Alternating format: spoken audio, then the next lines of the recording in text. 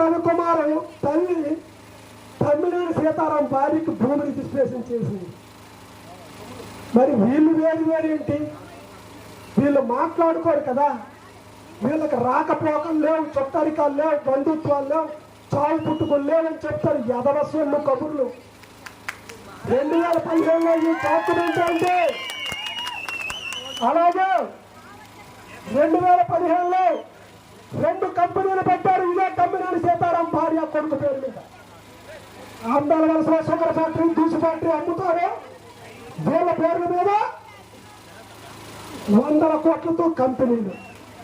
అలాగే వైజాగ్లో 2005లో కోన రవికుమార్ పేరు మీద సుమారు 30 కోట్ల విలువ భూమి.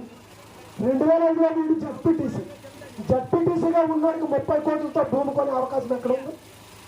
వీడికి అంత సీన్ లేదు. మామ